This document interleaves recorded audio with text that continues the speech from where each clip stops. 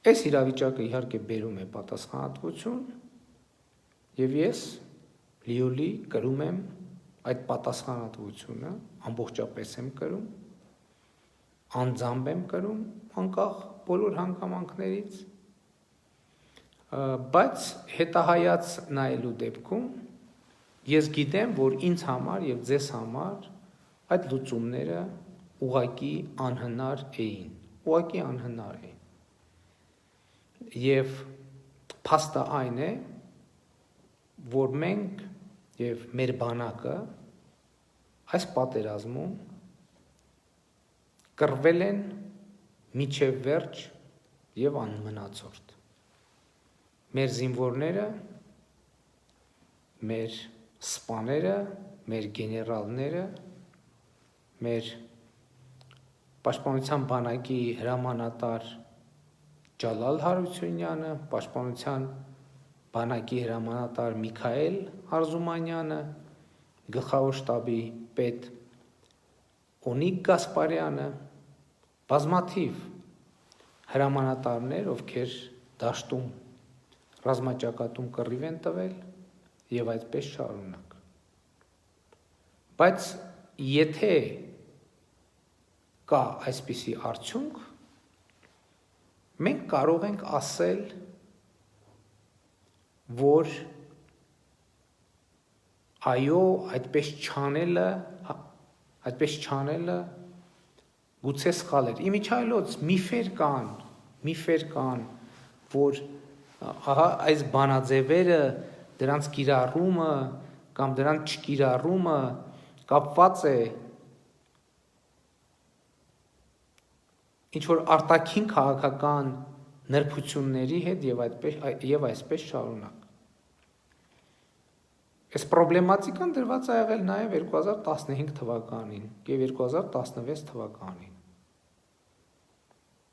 Եվ այս պրոբլեմատիկան ընդհանրապես արտաքին քաղաքականության հետ այդ իմաստով որևէ կապ չունի, սա կապ ունի Ղարաբաղի հարցի, Ղարաբաղի շուրջ իրավիճակի միջազգային ընկալման հետ։ Եվ ինչպես ասացի նախորդ իմ եթերում, միջազգային ընկալումը հետևյալն է, որ հետևյալն էր, եւ դա արձանագրված էր ցավոք բազմաթիվ բանակցային եւ ոչ բանակցային փաստաթղթերով, որ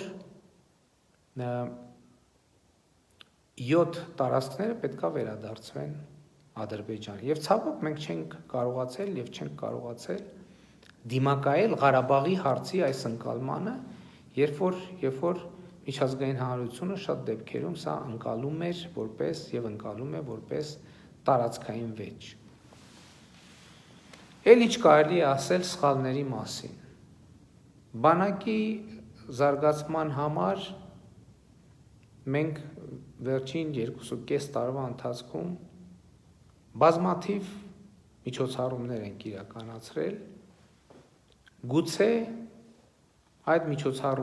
այս պատերազմի համատեքստում այդ միջոցառումներից ոչ բոլորն են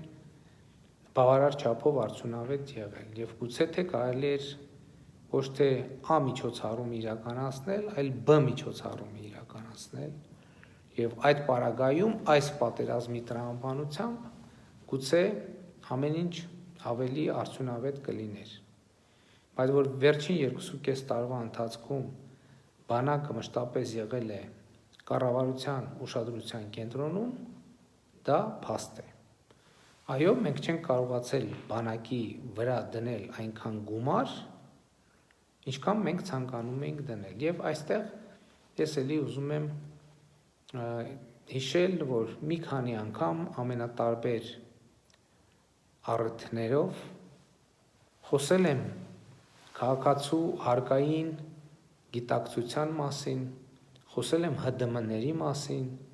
նույնիսկ ասել եմ, որ նրանք, ովքեր հսկիչ դրամարկային կտրոն չեն խփում կամ չեն վերցնում, չեն պահանջում, նրանք կոպիտ եմ ձևակերպել, զինվորի հացն են գողանում եւ այլն եւ այսպես շարունակ։ այո, մենք չենք կարողացել կոռուպցիոն գործերով բավարար միջոցներ գեներացնել գոնե 1-1.5 միլիարդ դրամ եւ դա ծառայեցնել բանակի նպատակներին։ Բայց այդ պլանը եղել է եւ այդ պլանը կա, շարունակում է գոյություն ունենալ եւ այս իրավիճակում ինչ է մեզ մնում։ Այս իրավիճակում մեզ մնում է կենտրոնանալ Հայաստանի եւ Արցախի ուժեղացման, տնտեսապես, ինտելեկտուալ, կրթական առումով ուժեղացման վրա, արձանագրելով, որ այո, մենք ընկել ենք, բայց չենք ծնկել, մենք կանգնել ենք տղամարդավարի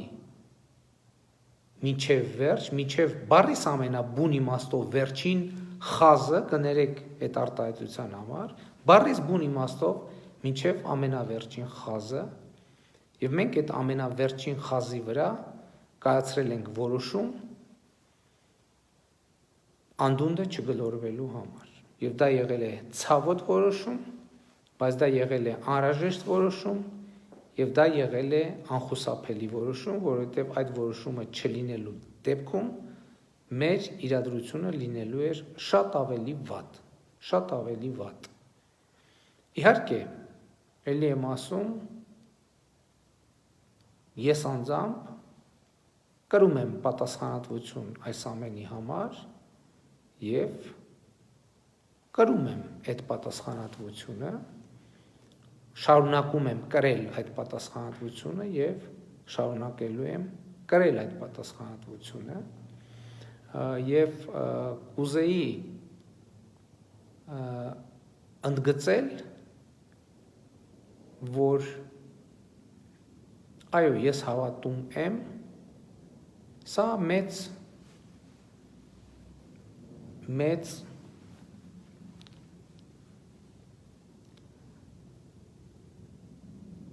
անհաջողություն է